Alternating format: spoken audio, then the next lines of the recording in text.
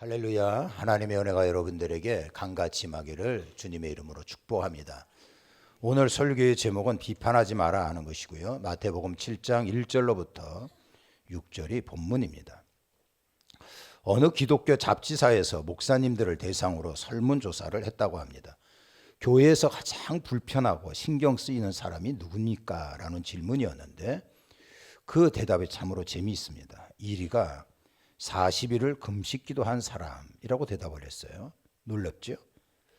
2위는 뻑하면 습관적으로 기도원에 올라가는 사람이라고 얘기를 했어요. 3위는요, 속성으로 몇 달짜리 신학 공부한 사람이다 라고 대답을 했습니다. 금식 기도, 기도원 기도, 신학 공부, 이게 영적으로 성숙하고 은혜가 충만한 사람일 텐데 왜 이러한 분들이 공동체 안에서 불편하고 신경 쓰이느냐 하는 겁니다. 그러한 대답은 의외로 간단합니다. 다 그렇지 않습니다만 이런 분들 중에서 일부가 단편적인 지식과 그리고 하나님 앞에 응답받았다고 하는 그러한 핑계로 다른 사람들을 쉽게 판단하고 그리고 비난하고 뒷담화하고 있기 때문에 그렇습니다. 우리 목사님은 은혜가 없어. 아이고 장로님들 기도 훈련 더 받아야 돼. 이렇게 이야기를 한다는 겁니다. 여러분, 비판은 사람이 가장 범하기 쉬운 잘못 중에 하나입니다.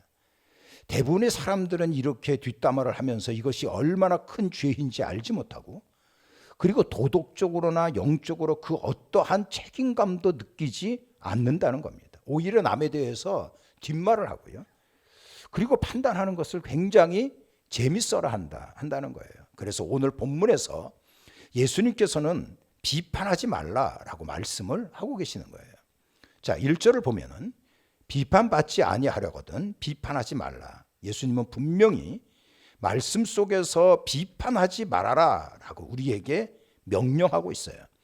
물론 이 말씀은요, 다른 사람의 잘못에 대하여 무조건 입을 닫아라 이런 얘기 아니죠. 옳고 그름에 대한 건전한 판단조차 하지 말아라. 그러한 말씀도 분명히 아닙니다. 예수님께서는요, 관심과 애정 없이 교만한 마음으로 정죄하는 것을 금하신 것입니다. 예수님 당시 이 바리새인들은요, 남을 비판하는데 도 같은 사람들이었어요. 그래서 자기들은 율법을 잘 알고 그리고 철저하게 지킨다라고 생각을 했습니다. 그래서 자신의 잣대로 볼 때 조금이라도 어긋나는 사람, 율법을 범한다 이렇게 생각을 하고 거침없이 그들을 비판했습니다. 많은 사람들이 그 비판 때문에 상처받고 가슴 아파하는 것 조금도 생각지 아니하고 오직 자기의 의를 드러내기 위하여 비난에 열을 올린 겁니다. 오늘 이 1절에 나오는 비판하지 말라라고 하는 것은 현재 시제입니다. 현재 시제 이 말은요, 비판하기를 지금 당장 멈추라는 겁니다. 제가 어릴 때 유치원에서 애들이 막 떠들면 선생님이 그랬어요. 얘들아, 합주기가 됩시다. 합! 이러면 떠드는 아이들이 즉각 멈췄습니다. 이와 같이 비판은 즉시 멈추어야 됩니다. 우리는 기독교를 대속의 종교라고 얘기를 합니다. 이 대속이라고 하는 말은 대신이라고 하는 말로도 사용될 수 있습니다. 곧 그 사람의 입장에서 생각을 해봐라 하는 거예요. 황제 나폴레옹이 병사들과 함께 거리를 시찰하고 있었습니다. 근데 무거운 짐을 짊어지고 오는 농사꾼과 마주치게 되었지요. 감히 황제가 행차하는데 길을 비키지 않는 겁니다. 병사가 나서서 막 지랄을 했어요. 이럴 때 나폴레옹이 뭐라 그랬냐면 상대방의 입장에서 생각하라라고 이야기를 했답니다. 무거운 짐을 짊어지고 길을 비키기가 진짜 어렵습니다. 그렇습니다. 상대방의 입장에서 생각하고 기도해주고 용서해주고 그러면서 우리는 주님의 명령에 따라서 비판하고 비난하는 것을 즉각 멈추셔야 됩니다.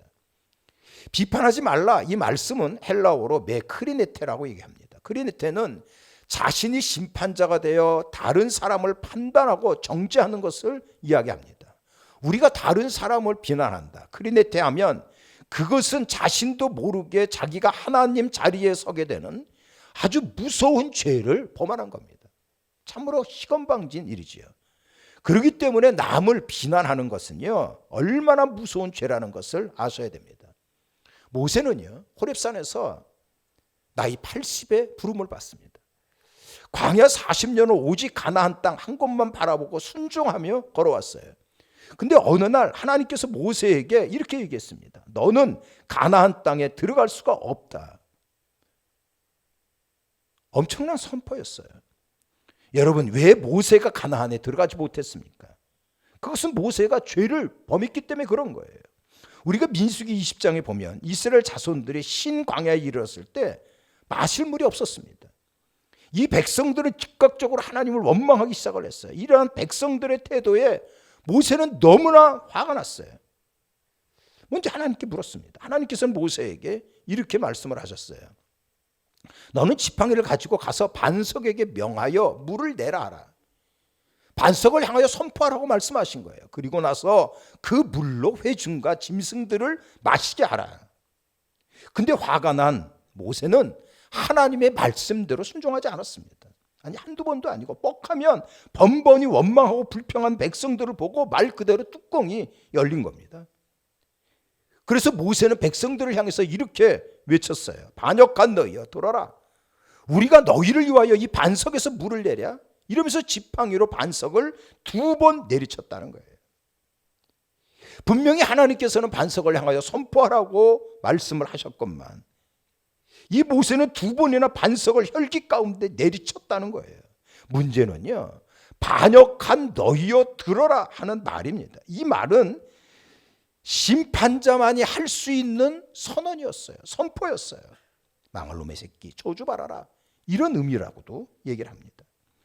하나님은 모세의 이 말에 대해서 이렇게 말씀을 하셨어요. 민수기 20장 12절인데 너희가 나를 믿지 아니하고 이스라엘 자손의 목전에서 나의 거룩함을 나타내지 아니한 거로 너희는 이 회중을 내가 그들에게 준 땅으로 인도하여 드리지 못한다는 거죠. 이 말은 하나님께서 이런 식으로 말씀한 거예요. 모세야, 네가 왜 내 백성을 함부로 심판하느냐? 네가 누군데 감히 심판자의 자리에 서 있느냐? 너는 나의 거룩한 이러한 것을 나타내지 아니하였고 비판하고 혈기를 부렸도다. 너는 내가 약속한 땅 가나안 땅에 들어가지 못하리라. 이렇게 말씀하신 거예요. 결국은 모세는 가나안에 들어가지 못한 겁니다. 여러분, 비판하는 거, 판단하는 거 얼마나 무서운 죄라는 것을 아셔야 됩니다. 자, 그렇다면 천국 백성답게 남을 비판하지 않으려면 무엇을 해야 되느냐 하는 거예요. 예수님께서는 이 본문에서 3가지를 말씀을 하셨습니다. 첫 번째로는요, 흠을 잡는 태도가 있잖아요. 티 잡는 버릇을 완전히 우리의 삶에서 끄집어내야 됩니다. 다른 사람의 티를 잡는 것은 마귀를 닮아가는 거예요. 자, 예수님의 말씀 오늘 본문 3절에 보면 어찌하여 형제 눈 속에 있는 티를 보고 내 눈 속에 있는 들보를 깨닫지 못하느냐 하는 거예요. 한번 생각을 해보십시오. 다른 사람의 눈 속에 있는 티를 보려면요, 상대방의 눈을 뒤집어 까보지 않는 이상은 티를 찾아내기가 결코 쉽지 않습니다. 그러니까 눈에 불을 켜고 저놈이 뭘 잘못하고 있는지 찾으려고 발광을 하는 거예요. 이게 천국 백성의 모습입니까? 마귀를 닮은 거지요. 여러분, 욥기서를 보면은요, 마귀가 이런 말을 하고 있어요. 욥기서 1장 9절에 보면 욥이 어찌 까닭 없이 하나님을 경외하리이까. 여러분, 이 까닭 없이 이 말 속이, 이 말의 뜻은요, 티를 잡는 못된 버릇이 있다는 거예요. 악한 마귀는 매우 예리하고 비판적인 눈을 가졌습니다. 한마디로 형제 눈 속에 있는 흠과 티를 잡아내려고 혈안이 되어 있는 거예요. 이것이 바로 마귀의 무기입니다. 그렇기 때문에요, 티를 잡아 뜯는 버릇은 이게 마귀를 닮은 사람입니다. 무서운 죄예요. 귀신 중에 진실을 말하는 귀신이 있답니다. 분명히 거짓은 아닌데 그 진실이 영혼을 죽이고 공동체를 엉망으로 만들어 놓는 거예요. 사람을 갈라놓고 있다는 거죠. 거짓말이 아니에요. 진실을 말하는데 상처를 주고 있는 거예요. 왜 그렇습니까?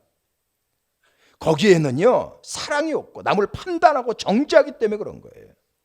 사랑이 없는 진실, 사랑이 없는 비난, 이게 얼마나 무서운 겁니까? 공동체가 와야 될 수가 있는 거예요. 성경에서 주는 복음의 메시지는 분명합니다. 모든 사람은 죄인이에요. 그러나 하나님은 죄인인 인간을 심판하지 않았어요. 심판하기보다는 먼저 사랑하고 용서하고 그 죄를 덮어주기 위하여 독생자 예수 그리스도를 세상에 보내셨고 십자가에서 대신 형벌을 받게 하신 거지. 그래서 누구든지 예수님을 주와 그리스도로 믿으면 멸망하지 않고 영생을 얻게 되는 겁니다.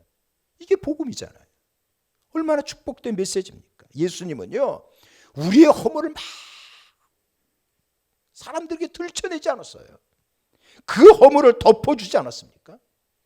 그래서 요한복음 3장 17절에 이렇게 주님이 말씀을 하셨습니다. 세상이 하나님이 그 아들을 세상에 보내신 것은 세상을 심판을 하심이 아니고 그로 말미암아 세상이 구원을 받게 하려 하심이라는 거예요. 심판이 아니라고 말씀하고 있잖아요. 하나님은 비판보다 먼저 용서하셨고 심판보다는 먼저 구원의 은혜를 우리에게 베풀어 주신 거예요. 이러한 하나님의 마음을 닮아가야 하는 거예요. 근데 왜 하나님의 마음을 닮지 못하고 어둠의 영 마귀를 닮아가고 있습니까? 다른 사람의 티를 들춰내려는 이러한 못된 버릇을 다 내려놓으셔야 돼요. 우리가 요한복음에 보면 나다나엘이라고 하는 사람이 등장을 합니다.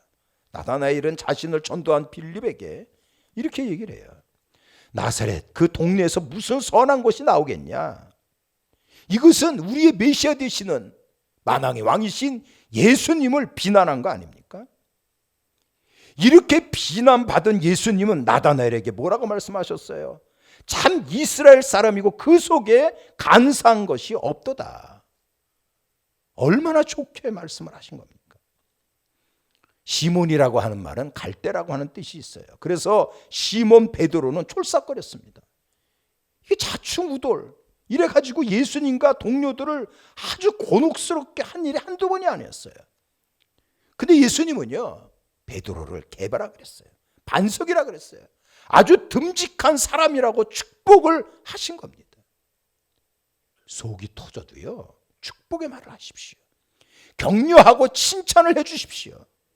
남을 비판하고 공격하는 것으로 그 사람이 변화가 일어나는 게 아니에요. 내 자신이 변화받고 축복의 말로 본을 보이면 하나님의 역사 가운데 그 사람이 언젠가는 변화가 되는 겁니다. 자, 첫 번째로는 티 잡는 버릇을 없애라. 그리고 두 번째로는요, 온 세상의 심판해 주는 오직 하나님이시라는 거예요. 자, 오늘 본문 2절에 보면 이렇게 주님이 우리에게 말씀을 하셨어요.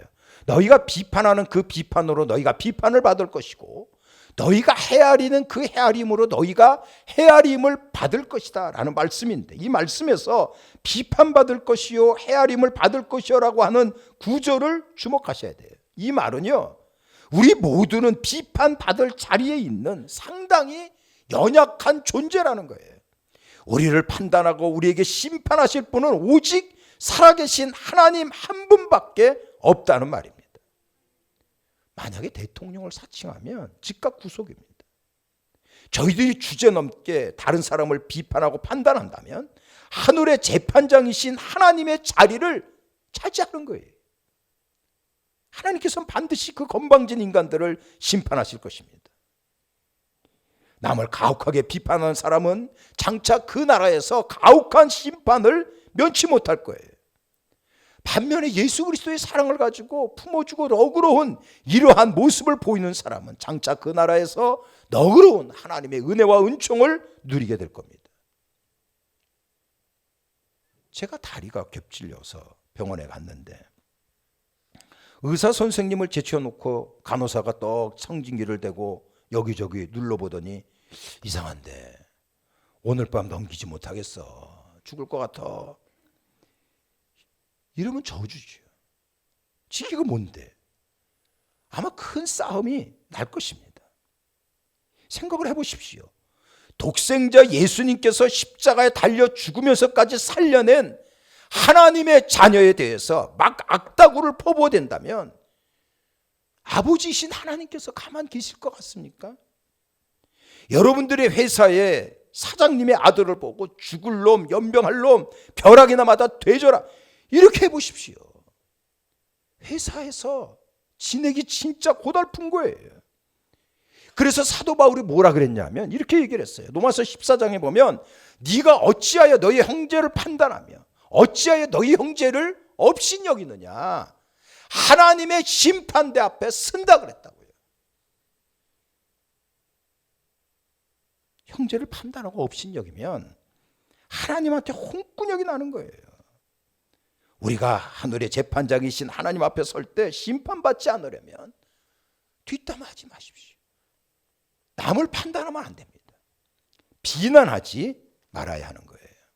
두 가지를 이때까지 말씀드렸죠. 첫 번째로는 티 잡는 버릇을 없애야 한다. 심판하실 분은 오로지 하나님 한 분밖에 안 계시다는 거예요. 세 번째 주께서 주시는 말씀은요, 내 눈에 티가 있다는 겁니다. 우리가 남을 비판하지 말아야 하는 이유 중에 하나가 어느 누구도 남을 판단할 만큼 선하지 않다는 거예요. 그래서 예수님께서 뭐라고 말씀하셨냐 하면 4절에 보면 보라 네 눈 속에 들보가 있는데 어찌 형제에게 말하기를 내가 네 눈 속에 있는 티를 빼주랴? 말이 안 되는 소리지요. 여러분 들보가 뭔지 압니까? 우리는 석가래라고 또 얘기를 하는데 이렇게 생겼어요. 저렇게 엄청나게 큰 통나무가 딱 지붕을 지지하고 있잖아요. 그러니까 자기 눈 속에는 이러한 엄청난 들보는 보지 못하고 다른 사람의 눈에 있는 티를 본다는 거 어처구니 없는 일입니다. 자신은 문제투성이를 보지 못하고요, 자꾸 다른 사람의 작은 잘못을 지적하고 까발리고 그것을 사람들에게 공개하고, 이게 얼마나 가소로운 일이에요. 사실을 비난을 일삼는 이 사람들 자신이 얼마나 큰 죄인이라고 하는 것을 망각하고 있는 거예요. 사도 바울이 로마서 3장에서 이런 얘기를 했습니다. 모든 사람이 죄를 범하였음에 하나님의 영광에 이르지 못한다 그랬거든요. 다 죄인이라는 거예요. 이 말씀을 또 얘기하고 있어요. 의인은 없나니 하나도 없습니다. 다 죄인이라는 거예요. 따지고 보면은요, 지기는 더 엉망일 수 있는데 왜 주변을 혼란스럽게 만들고 왜 사람들에게 상처 주고 괴롭게 하는가, 괴롭게 만들고 있냐는 거예요. 그래서 예수님께서는요 5절에 이렇게 말씀을 하셨어요. 외식하는 자요, 먼저 너의 눈 속에 있는 들보를 빼어라 하는 거예요. 다른 사람의 눈에 있는 티가 문제가 아니고요, 자신의 눈에 있는 들보가 이게 진짜 문제입니다. 나에게 들보가 있다는 것을 인정하셔야 돼요. 그리고 하나님 앞에 바짝 엎드려 회개하고 사랑으로 다른 사람의 허물을 덮어준다면 그 사람 복 받을 겁니다. 그리고 그것이 하늘의 천국이 이루어지는 거예요. 자, 세 가지로 우리가 비난에 대해서 말씀을 드렸는데, 자, 그렇다면 내가 비판을 받을 때는 어떻게 됩니까? 열받아가지고 2판 4판 막 그냥 대판 싸웁니까? 예수님께서는 그 말씀을 6절에서 하셨어요. 자, 6절에 보면은요, 거룩한 것을 계획해 주지 말고 너희 진주를 대지 앞에 던지지 마라. 그것을 발로 밟고 돌이켜 너희를 찢어 상하게 할까 염려하라 그랬다고요. 여러분, 이 여기에 나오는 이 거룩한 것, 이거는요 제사장만이 먹을 수 있는 특별한 고기랍니다. 그건 아마도 A 플러스 등급의 고기를 주었다는 얘기예요. 그러니까 내가 잘못을 지적받았다면 제사장만이 먹을 수 있는 그 엄청난 최상급의 고기를 받았다라고 생각을 하고 기분 좋게 생각을 하라는 거예요.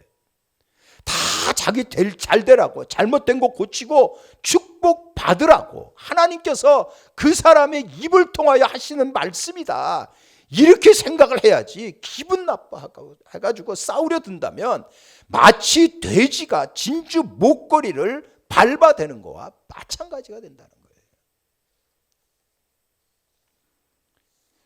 이 세상은 너무나 잔인합니다. 그래서 혀에서 나오는 몇 마디의 말로 얼마나 많은 사람들이 다치고 죽는지 몰라요.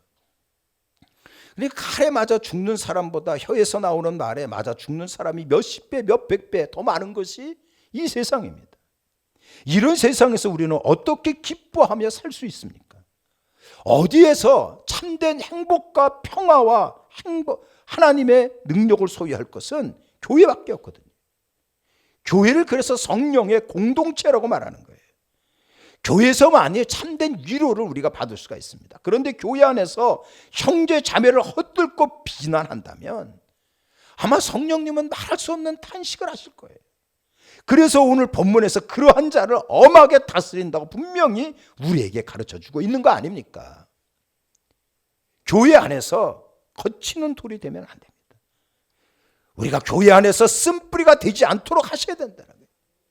그래서 항상 자신을 돌아보면서 말씀으로 바로 세워나가는 이러한 아름다운 모습을 보이십시오. 자, 이 네 가지의 그림 가운데 어느 표정이 여러분들을 불편하게 만드는 겁니까? 다 그렇고 그런 얼굴인데 아마 1번일 겁니다. 그림만 봐도 아주 불편해요. 좀 밝은 표정을 가질 필요가 있어요. 김지아라고 하는 시인이 사랑이라고 하는 거기에서 이렇게 시를 얘기했어요. 자, 누굴 보듬어 안을 만큼 내가 팔이 좀 길었으면 좋겠는데 이놈의 팔이 몸통 속에 숨어가지고 나오기를 꺼리고 있도다, 이렇게 얘기했거든요. 그렇습니다. 우리는 하나님의 자녀예요. 장차 천국의 그 엄청난 축복을 누릴 사람 아닙니까? 그렇다면 이렇게 밝은 얼굴로 몸통 속에 숨은 팔을 기어이 끄집어내요. 사람을 보듬어 안으십시오. 그리고 칭찬과 격려를 아끼지 않는 우리 모두가 되어지기를 바랍니다. 그래서 여러분들 삶의 터전에 하나님의 은혜와 축복이 넘쳐나기를 예수님 이름으로 축원합니다. 축원합니다. 이제는 우리 구주 예수 그리스도의 은혜와 하나님 아버지 극진하신 사랑하심과 성령님의 위로와 교통하심이 예배드린 우리 모두에게 영원히 함께하옵기를 간절히 축원하옵나이다.